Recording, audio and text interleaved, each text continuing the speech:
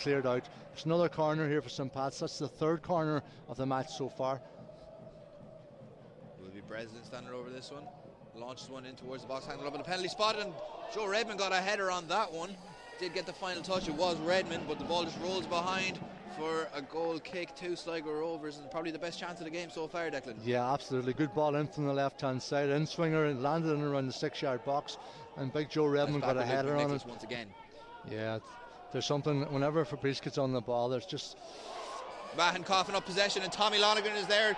Mahon taking a pull out of him there and concedes a free kick, and John Mahon will be going into the referee's book. He's gone. John Mahon has been sent off here. The referee, Emmett Dinan, that's the wrong call. Has shown John Mahon a red card. That's a big decision with 20 minutes on the clock here. John Mahon giving his marching orders on his first start back for Sligo Rovers. He pulled down Tommy Lonergan just outside the box. We'll have to take a look at it here on the replay once we get a chance.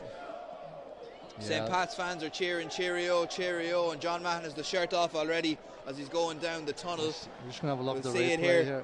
Very poor from Mahon to give possession up like that, but he was on the ball and he just tried to do a Cruyff turn and come back around again, and either go back to Nandro or back to the goalkeeper. And look, Timmerman's trying to catch up with him, but Branefalk moves one forward to Fabrice. Lovely little spin from Fabrice Hartman. Tries to do it again, does well to stay on his feet. Bulger and Fabrice Hartman just tapping it around there. Stefan Radosavljevic now with a touch, waiting for Branefalk to make a run for him. He doesn't, still with Radosavljevic. Greg Bulger now again. Hartman now in the middle of the St. Patrick's Athletic half. Rhys Hutchinson here on the left, comes back inside, gets it onto his left foot. Slips in Will Fitzgerald here, who's squared across the box, and falls to Hutchinson, gets the strike away, and he's done it! Rhys Hutchinson with the goal for Sligo Rovers, his first goal in the bitter red. The man on loan from Cheltenham Town. Lovely little 1-2 there with Will Fitzgerald, and he was on hand, the side footed into the bottom left corner. Really well worth goal from Sligo Rovers.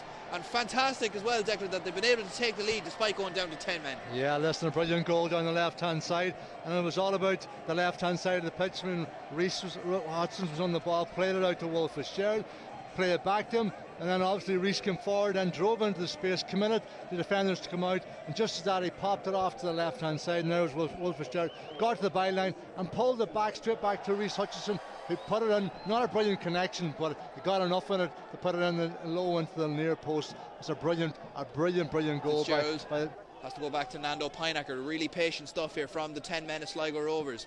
Radosavljevic, heavy ball there, but it's Nando Pijnacker's clearance charged down by Ben McCormick. He's able to run into space here. Tommy Lonergan's up in support, as is Owen Doyle, still with Ben McCormick, puts one through Nando Pijnacker's legs.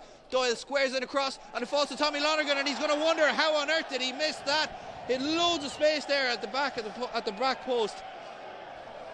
He probably thought that Niall Moorhan was going to get something on it as he tried to recover across Declan Boyle, but you can see here lovely little through ball here on Nando Pijnacker's legs. Great ball across from Owen Doyle and Lonergan there, and loads of space. He just needs to touch it in, and it'll be 1-1, but a bad miss from the youngster. It is a great ball here. And St. Pat's desperately trying to turn the screw on the 10 men of Sligo Rovers to try and get at least something, at least a point out of this game. It's with Jamie Lennon now, the centre mid, finds Chris Forrester in space. Forrester lines up a strike, and what a goal from Chris Forrester! Oh my word, Declan Boyle, he just had the time and space, and that's the kind of quality Chris Forrester possesses. Turned, found the space, and rifled a shot into the top left corner. There was no stopping that from Chris Forrester, and that's an absolute beauty of a strike.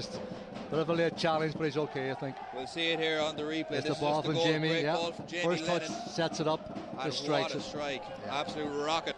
Joe Redmond. Pat's looking very comfortable now.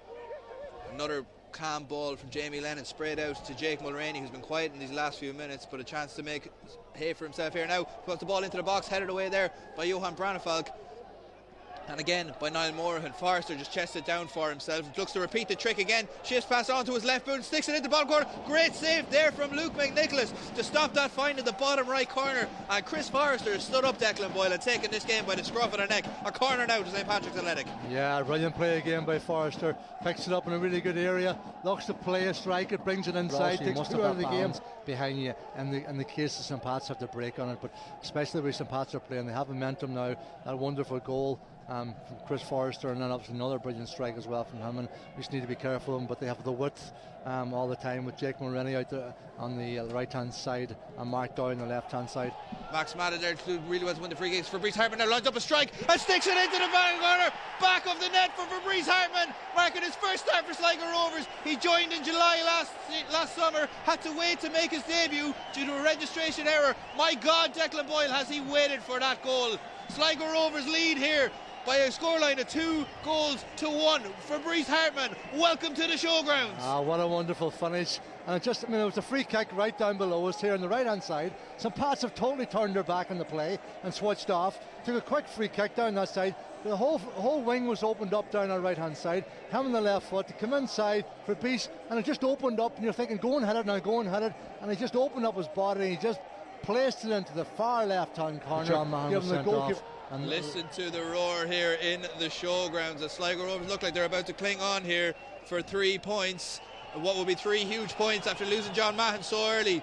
Carlo Sullivan, Will Fitzgerald and Caelan Barrett getting in each other's way, but it's with Max Madden now, and the referee has done it. He's blown the final whistle, and Sligo Rovers have hung on here for 3 massive points in the Showgrounds. Sligo Rovers 2, St. Patrick's Athletic 1. Look at Caelan Barlow down there with the fans with Max Madden. You can see how much it means to the Rovers players. They had to dig in deep, Declan Boyle, after John Mahan was dismissed on 20 minutes, playing almost 70 minutes of the game with 10 men.